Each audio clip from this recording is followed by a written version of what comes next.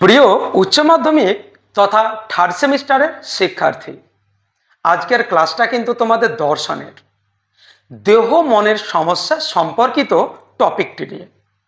চিন্তার কোনো বিষয় নয় একদম, কেননা এই টপিকটি কিন্তু তোমাদের টেক্সট বইয়ে মাত্র 2-3 পাতার মধ্যেই শেষ হয়ে গেছে। এসো আমরা আলোচনা করি দেহ মনের সমস্যা সম্পর্কিত অধ্যায়টি। আলোচনার প্রথমেই আমি তোমাদের বলবো দেহ মন সম্পর্কিত সমস্যা। এই আলোচনার প্রথমেই তোমাদের জানতে হবে কি মানব দেহের দুটি সত্তা আছে, মানে মানুষের দুটি সত্তা আছে। তার মধ্যে 1 নাম্বার সত্তা হলো দেহ, যেটা বাহ্যিক, আরো একটা সত্তা হলো আভ্যন্তরীণ, যেটা মানসিক সত্তা, মন বা আত্মা। এই দেহ মন সম্পর্কিত বিষয়ে দার্শনিক মহলে একটা সমস্যা সৃষ্টি হয়েছে। এই দেহ আর মনকে কেন্দ্র করে সেই সমস্যাটার নাম হলো দেহ মনের সমস্যা বা মাইন্ড বডি প্রবলেম। এসো আমরা আজকের ক্লাসে জানি বা বোঝার চেষ্টা করি কি দেহ মন কি। দেহ সত্যি কি মনকে ইফেক্ট করে, না মন দেহকে ইফেক্ট করে? একটা অপর একটা সত্তাকে কি প্রভাবিত করে? আর দেহ কি সত্যিই মনের একটা অংশ, না মন দেহের একটা অংশ? যদি অংশ না হয়, যদি আলাদা হয়, তাহলে কেন দেহ মনকে কিংবা মন দেহকে প্রভাবিত করে, সেই নিয়ে আজকের আলোচ্য টপিক। তোমাদের দেহ মন সম্পর্কিত সমস্যা এই টপিকটা বুঝতে গেলে প্রথমেই তোমাদের জানতে হবে দেহ কাকে বলে। দেখো, দেহ জৈব পদার্থ, যার ধ্বংস আছে, যা নশ্বর, যা পচে যায়। এই যে মানব দেহ আমরা খুবই যত্ন করে রাখি, বিভিন্ন শ্রেণীর বিভিন্ন স্তরের মানুষ, কিন্তু এই দেহ তো একদিন ধ্বংস হয়ে যাবে, এই দেহ তো একদিন বিলীন হয়ে যাবে। হতে পারি আমরা কবরেও চলে যেতে পারি কিংবা শ্মশানে। অনেকেরই আবার দেহ হয়তো খুঁজেই পাওয়া যায় না, শেষ পর্যন্ত আমাদের সেই নামটা ইতিহাসের পাতাতে অমর থেকে যায়, যদি আমরা সেরকম মানুষ হতে পারি। আমি বলছিলাম দেহ সম্পর্কে জানতে হবে। তো দেহ একটা জৈব পদার্থ, এই দেহের ওজন আছে, তাই না? দেহের একটা বিস্তৃতি আছে, দেহের আকার আছে, দেহের আয়তন আছে। আমরা কখন বুঝবো কি দেহের একটা আয়তন আছে? যখন কোনো একটা বাসে আমরা উঠবো, তো যখন সিট পাই না, তখন আমরা বুঝতে পারি কি আমার জন্য কি একটা সিট হয় না? কেননা তোমার দেহটাকে যে জায়গাকে তুমি নিয়ে যাবে, তার জন্য একটা মিনিমাম জায়গার দরকার আছে দেহের জন্য, যে দেহটা বা বডিটা তোমাকে সেই জায়গাতে রাখতে হবে।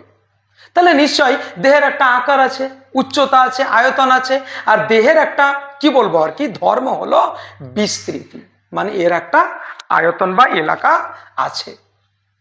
আর মনের ধর্ম হলো চেতনা, এর না আছে আকার, না আছে ওজন, আর না আছে উচ্চতা, না আছে আয়তন। শুধুমাত্র মনের বা আত্মার কি আছে বললাম আমি? চেতনা আছে, চেতনা। আমি বলছিলাম তোমাদের এই যে দেহ আর মন, এই দেহ মনের প্রধান দুটি বৈশিষ্ট্য তোমরা মনে রাখবে। দেহ হলো জৈব পদার্থ এবং মন অজৈব পদার্থ। দেহের আকার আছে, আয়তন আছে, ওজন আছে, কিন্তু দেহের ধর্ম হলো বিস্তৃতি। আকার, আয়তন বা ওজন মনের নেই, কিন্তু মন হলো চেতনা সম্পন্ন, মানে মনের চেতনা আছে। এটা হলো একটা ব্যাপার দেহ এবং মনকে নিয়ে। এবার তোমাদের জানতে হবে কি দেহ আমাদের কখন সমস্যার মধ্যে পড়ে, বা দেহে বা বডিতে কখন আমাদের প্রবলেম হয়, এবং মনে বা আত্মাতে কখন প্রবলেম বা সমস্যা হয়। আর মনে প্রবলেম বা সমস্যা হলে দেহকে কি মানে দেহের কি ক্রিয়া হয়, বা মনের কোনো মনের প্রবলেম হলে দেহের, কিংবা দেহের প্রবলেম হলে কি মনের ক্রিয়া বা প্রতিক্রিয়া হয়, সেটা আমরা কি করে জানবো বা বুঝবো? আমরা আমাদের দৈনন্দিন জীবনে দেখেছি কি যদি আমাদের কখনো দেহের একটা অংশ, ধরো কি থাইরয়েড গ্রন্থি কেটে যদি বাদ দেওয়া হয়, তাহলে বুদ্ধি ক্ষীণ হয়, মানুষের বুদ্ধি কমে যেতে পারে। এটা কিন্তু সত্যি কথা। বা মাথায় আঘাত লাগলে মানুষ অজ্ঞান হতে পারে বা চেতনা হারাতে পারে। তাহলে মাথাটা কি বডির একটা অংশ, মাথা। আর চেতনা মানে কি মনের একটা মানে কি বলবো আর কি বৈশিষ্ট্য। তাহলে মাথাতে যদি তোমার আঘাত লাগে তাহলে তুমি চেতনা হারাবে। তার মানে কি দেহ মনকে প্রভাবিত করছে। এই দেহ কি শরীরের একটা অংশ? কখনোই নয়। দেহ হলো জৈব পদার্থ, মন হলো অজৈব পদার্থ। দেহ আর মন সম্পূর্ণ ভিন্নধর্মী সত্তা। তথাপি দেহ ও মনের মধ্যে একটা নিবিড় সম্পর্ক আছে। কি করে তুমি বুঝবে? কেননা দেহ নিঃসন্দেহে, আমরা আমাদের দৈনন্দিন জীবনে দেখেছি, দেহ নিঃসন্দেহে মনকে প্রভাবিত করে, আবার মন কিন্তু দেহকে প্রভাবিত করে। কিরকম করে?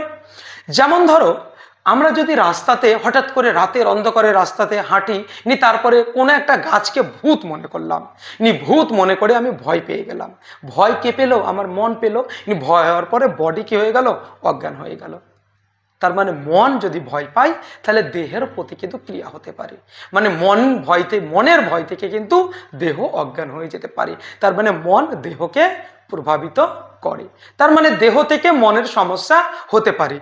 আর মানে মন থেকে দেহের সমস্যা হতে পারে, আবার দেহ থেকেও মনের সমস্যা হতে পারে। কিরকম? যেমন ধরো, আমি তোমাদের একটু আগে বললাম কি যদি মাথায় আঘাত লাগে, এটা দেহ, তাহলে কিন্তু মনের যে চেতন ক্ষমতা সেটা কিন্তু হারিয়ে যেতে পারে, মানে তুমি অজ্ঞান হতে পারো মাথার আঘাত থেকে। অনুরূপভাবে শরীরে যদি তোমার ক্লান্তি হয়, হ্যাঁ, তাহলে কিন্তু ইচ্ছা শক্তি কিন্তু কমে যেতে পারে, বা শরীর যদি দুর্বল হয়ে যায় তাহলে কিন্তু বুদ্ধি তোমার হ্রাস হতে পারে। এইরকম ভাবে তোমার দেহ মনকে এবং মন দেহকে প্রভাবিত করতে পারে। আর এই প্রভাবিত হলেই কিন্তু দেহ মনের সমস্যা কিন্তু ক্রিয়েট বা তৈরি হয়। দার্শনিক মহলে দেহ মনের সমস্যা সম্পর্কিত 5টি বা 6টি মতবাদ আছে। কোনো কোনো টেক্সট বইয়ে 5টি পাবে, কোনো কোনো টেক্সট বইয়ে 6টি পাবে। অতি অবশ্যই তোমরা 6টি জেনে রাখবে, কিন্তু সিলেবাসে আলোচনা আছে মাত্র 2টি। এসো, প্রথম মতবাদটার নাম দেহ মন সম্পর্কিত ক্রিয়া প্রতিক্রিয়াবাদ বা মিথস্ক্রিয়াবাদ। দ্বিতীয়টার নাম হলো সমান্তরালবাদ এবং 3 নম্বর উপলক্ষ্যবাদ। 4 নম্বর দ্বিভঙ্গিবাদ, 5 নম্বর উপবস্তুবাদ এবং 6 নম্বর অভিন্নতাবাদ। এর মধ্যে তোমাদের সিলেবাসে মাত্র 2টো মতবাদ নিয়ে আলোচনা করা হয়েছে। 1 নম্বর হলো ক্রিয়া প্রতিক্রিয়াবাদ, রেনে দেকার্তের। পাশ্চাত্য দর্শনের জনক রেনে দেকার্ত ক্রিয়া প্রতিক্রিয়াবাদ সম্পর্কে বিস্তারিত আলোচনা করেছেন। এবং দ্বিতীয় মতবাদটা হলো সমান্তরাল, এটা নিয়ে আলোচনা করেছেন স্পিনোজা। আজকের ক্লাসটা মোটামুটি দেহ মনের সমস্যা সম্পর্কিত এতটাই ছিল। নেক্সট ক্লাসে আমি তোমাদের আলোচনা করতে চলেছি ক্রিয়া প্রতিক্রিয়াবাদ সম্পর্কে রেনে দেকার্তের মতবাদ, এবং তারপরের ক্লাসে আমি ধারাবাহিকভাবে আলোচনা করব সমান্তরালবাদ মানে স্পিনোজার। মোটামুটি ক্রিয়া প্রতিক্রিয়াবাদ এবং সমান্তরালবাদ এই দুটো টপিক তুমি যদি ভালো করে বুঝে যাও, তাহলে দেহ মনের সমস্যা সম্পর্কিত অধ্যায়টাতে তোমাদের যে ধার্য নাম্বার আছে সেই নাম্বারটা পেতে তোমাদের বিন্দুমাত্র অসুবিধা হবে না। মোটামুটি আজকের ক্লাসটা এতটাই। দেখা হচ্ছে দেহ মনের সমস্যা নিয়ে নতুন একটি ক্লাসে। মোটামুটি ভালো থাকো, সুস্থ থাকো, এতটাই।